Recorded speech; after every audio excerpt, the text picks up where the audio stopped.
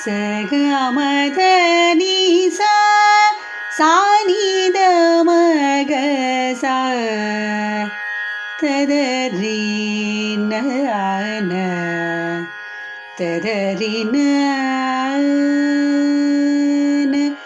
na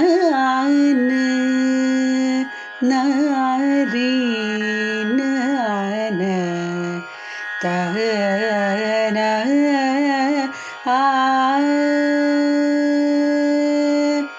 a a na na a na na a ri na na na na na a re a a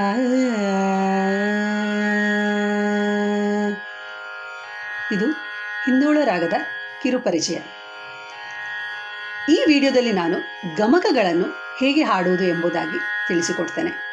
ಯಾವ ರೀತಿಯಲ್ಲಿ ನಾವು ಅಭ್ಯಾಸವನ್ನು ಮಾಡಬೇಕು, ಸರಳ ವರಸೆಗಳನ್ನು ತಗೊಂಡು ಯಾವ ರೀತಿಯಲ್ಲಿ ನಾವು ಅಭ್ಯಾಸ ಮಾಡಬೇಕು ಅಂತ ಹೇಳ್ಕೊಡ್ತಾ ಇದ್ದೇನೆ. ಈಗ ಸರಿಗಮ ಪದನಿಸ ಸನಿದಪ ಮಗರಿಸ ಅಂತ ಇದೆ. ಸರಿಗಮ ಪದನಿಸ ಸಾನಿದಪ ಮಗರಿಸ ಹೀಗೆ ಇದೆ. ಇದನ್ನು ಆಕಾರದಲ್ಲಿ ಹೇಗೆ ಹಾಡೋದು? ಆ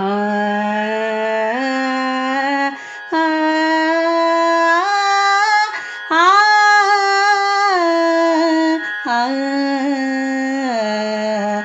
ಎರಡನೇ ಕಾಲದಲ್ಲಿ ಹೇಗೆ ಹಾಡೋದು? ಸರಿ ಗ ಮ ಪದ ni sa ಆ ಸಾ ni ದ ಪ ಮ ಗ ರಿ ಸ ಆ. ಮೂರನೇ ಕಾಲ ಸರಿ ಗ ಮ ಪದ ni sa saw ni the ಪ ಮ ಗ ರಿ ಸ ಆ ಆ ಆ ಆ ಈ ರೀತಿ. ಇದನ್ನು ಮಾ ಕಾರದಲ್ಲಿ, ಊ ಕಾರದಲ್ಲಿ, ಈ ಕಾರದಲ್ಲೂ ಹಾಡ್ಬೋದು. ಈ ಕಾರದಲ್ಲಿ ಹೇಗೆ ಅಂತ ನೋಡುವ. ಈ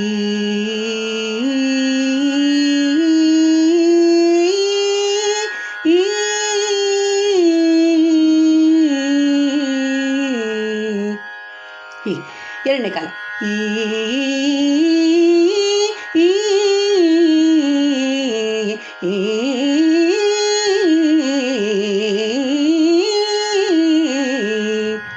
ಇದು ಈ ಕಾರ. ಊಕಾರ ಬಂದರೆ ಊ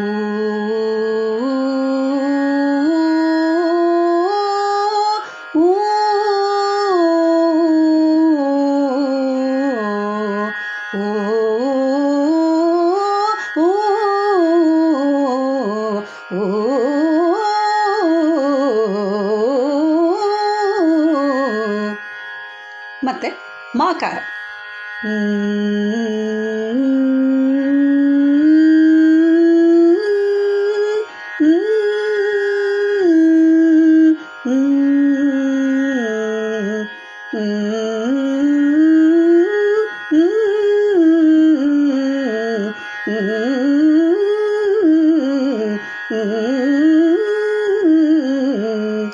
ಈ ರೀತಿ ಆಕಾರ, ಈ ಕಾರ, ಊಕಾರ, ಮಕಾರದಲ್ಲಿ ನಾವು ಆದಷ್ಟು ಪ್ರಾಕ್ಟೀಸ್ ಮಾಡಿದ್ರೆ ನಮಗೆ ಗಮಕಗಳು ಈಸಿಯಾಗಿ ಹಾಡಲು ಸಾಧ್ಯ.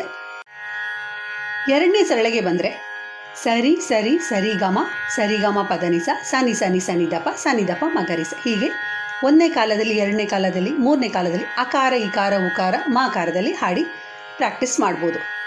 ಸರಿ ಸರಿ ಸರಿ ಗಾಮ ಆ ಆ ಆ ಸರಿ ಗಾಮ ಪದ ni sa ಆ ಆ ಸಾನಿ ಸಾನಿ ಸಾನಿ ದ ಪ ಸಾನಿ ದ ಪ ಮ ಗ ರಿ ಸ ಆ ಆ ಆ ಆ